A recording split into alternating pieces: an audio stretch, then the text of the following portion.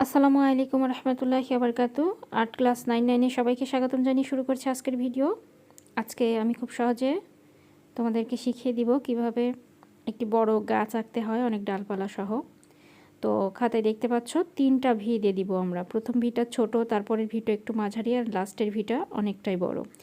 আজকের ভিডিওটা দেখতে তোমাদের একটু কষ্ট হতে পারে, আর ছবিটা আসলে খুব একটা ভালোভাবে আমি তোমাদেরকে দেখাতেও পাচ্ছি না। জাস্ট তোমরা এখান থেকে সিস্টেমটা একটু বুঝে নাও, কারণ আমি এক হাত দিয়ে আমার ভিডিওটা করছি আর এক হাত দিয়ে আমি ছবিটা আঁকার ট্রাই করছি। তো যার কারণে আমার ভিডিওটা খুব একটা আমার ছবিটা খুব একটা সুন্দর হবে না, কিন্তু তোমাদেরকে জাস্ট এই কীভাবে আঁকবে এই কৌশলটা একটু তোমরা ফলো করলে আসলে বুঝতে পারবে। বড় যেই ভিটা আমরা দিয়েছি, লাস্টের ভিটা, সেই ভি থেকে কিন্তু দেখো দুই সাইড থেকে আমরা 2টা দাগ বের করে দিয়েছি। একটু মোটা, নিচের দিকে মোটা হবে, উপরের দিকে চিকন হইতে হইতে নিচের দিকে মোটা হয়ে যাবে। শিকড়ের দিক থেকে কিন্তু আমরা মোটা করে দিব, ঠিক আছে? তো দেখো 2টা দাগ দুই সাইডে আমরা সরিয়ে দিব। একটা বাম দিকে চলে যাবে, এই দাগটা বাম দিকে যাবে।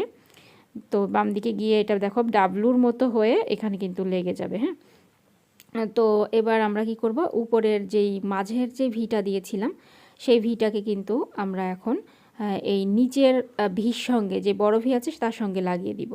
তো দেখো আমরা কিভাবে লাগাচ্ছি, দাগগুলো কিন্তু আঁকা বাঁকা হচ্ছে। কারণ কি? কারণ হচ্ছে আমি এক হাতে ভিডিও করছি আর এক হাত দিয়ে আমি ছবিটা আঁকার ট্রাই করছি, যার কারণে কিন্তু ছবিটা একটু আঁকা বাঁকা হয়ে যাচ্ছে। হ্যাঁ, তোমরা কিন্তু এখান থেকে শুধু জাস্ট আকৃতিটা, সিস্টেমটা একটু ফলো করবা। ওকে, তো দেখো লাস্টের আমরা যে প্রথমে যেই ভিটা দিয়েছিলাম সেই ভিটা কিন্তু আমরা দ্বিতীয় নাম্বার ভির সাথে লাগিয়ে দিয়েছি একই সিস্টেমে। এবার আমরা এখান থেকে কিন্তু পাতা দিয়ে দিব। তো প্রথমে আমরা যেই ভিটা দিয়েছি সেই ভিতে কিন্তু আমরা একটা মেঘের মতো আকৃতি দিয়ে একটা পাতার শেপ দিয়ে দিব। এরপর যেখানে যেখানে ডালের অংশ থাকবে সেই জায়গাগুলোতে কিন্তু এইভাবে তোমরা মেঘের মতো আকার দিয়ে দিয়ে এভাবে কিন্তু পাতা আকৃতি দিয়ে দিতে পারো। এটা খুবই সহজ। হ্যাঁ, এই গাছগুলো আঁকতে গেলে বাচ্চারা খুব কষ্ট পায়। হ্যাঁ, অনেক বড় গাছ যেহেতু ওরা দেখেই ভয় পায় কীভাবে আঁকতে হবে, কিন্তু দেখো কতটা সহজে আমরা এই গাছটা কিন্তু আঁকিয়ে ফেলতে পারি। হ্যাঁ, তো তোমরা ঠিক এইভাবে গাছটা আঁকাবে। এখানে তোমরা চাইলে আরও কিছু পাতাও দিতে পারতে। তো আমি আসলে এক হাত দিয়ে যেহেতু করছি, এটা অনেক কষ্ট হচ্ছে আমাকে ভিডিওটা তৈরি করতে, তারপর আমি তোমাদেরকে শেয়ার করছি, কারণ যাতে তোমরা খুব সহজে শিখতে পারো সেজন্য। তো এই সাইডে আমরা একটা ঘর দিয়ে দিই। ঘর দিয়ে দিলে কিন্তু গাছটার পাশে একটা ঘর দেখা যাবে, বেশটা ভালোই লাগবে। তো তোমরা এখানে গাছের সাথে লাগিয়ে একটা ঘর দিয়ে দিতে পারো। এইভাবে তোমরা ফার্স্টে দাগটা দিয়ে নেবে, আমরা এ লিখি, এ লিখার মতো করে দাগটা দিয়ে দেবে, ঠিক আছে? তো তারপর আবার নিচের অংশটাকে এইভাবে লাগিয়ে দিতে হবে। আসলে এই ভিডিওটা তৈরি করতে গিয়ে বুঝতে পারলাম যে একটা মানুষ যাদের হাত থাকে না, পা থাকে না, তাদের আসলে কতটা কষ্ট হয়। কারণ যখন আমি এক হাত দিয়ে ছবিটা আঁকছি তখন মনে হচ্ছে যেন আমি কিছুই পারি না, একদম বাচ্চা মানুষ, আমি এরকমভাবে দাগগুলো দিতে যাচ্ছি, দাগগুলো আঁকা বাঁকা হয়ে যাচ্ছে। হ্যাঁ, অথচ যদি আমার দুই হাতটা আমি কাজে লাগিয়ে ছবিগুলো করি তখন কি হয়, এই হাতের একটা ব্যালেন্স থাকে, সেই ব্যালেন্সটা কিন্তু আমি আঁকি কিন্তু এক হাত দিয়েই, তাই না? আমরা সবাই তো মূলত খাতার উপরে এক হাত দিয়েই আঁকি পেন্সিল ধরে, কিন্তু তারপরেও আরেকটা হাত কিন্তু, বাম হাতটা আমাদের হচ্ছে একটা ব্যালেন্স নির্ধারণ করে।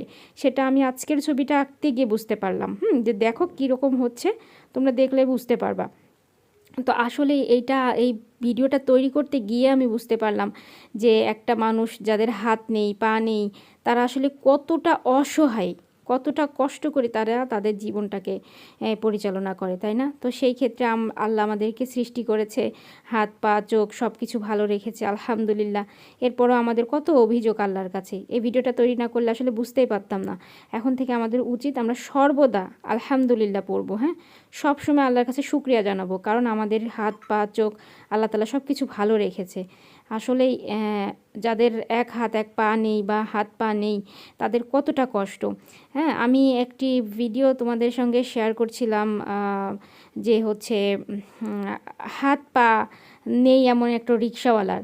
তো আসলে উনার হাত নেই পা নেই, তারপরেও উনি রিক্সা চালিয়ে যাচ্ছে, ওনার সংসারটাকে চালাচ্ছে। হ্যাঁ, তো আসলে আমি এখন ওনাকে খুবই অনুভব করছি যে উনি কতটা কষ্ট করে রিক্সা চালিয়ে উপার্জন করছে। হায় আল্লাহ, ওনাদের মতো মানুষদের পাশে আমাদেরকে দাঁড়াতে হবে। হ্যাঁ, ওনাদের মতো মানুষদের পাশে আমাদেরকে দাঁড়াতে হবে, অবশ্যই তাদেরকে হেল্প করতে হবে। যারা আমরা সুস্থ সবল আছি তারা হচ্ছে যাদের এরকম সমস্যা আছে তাদের পাশে আমরা সবাই দাঁড়াবো। আজকের ভিডিও পর্যন্ত, সবাই ভালো থাকবে। আসসালামু আলাইকুম রহমতুল্লাহি ওয়া বারাকাতুহু।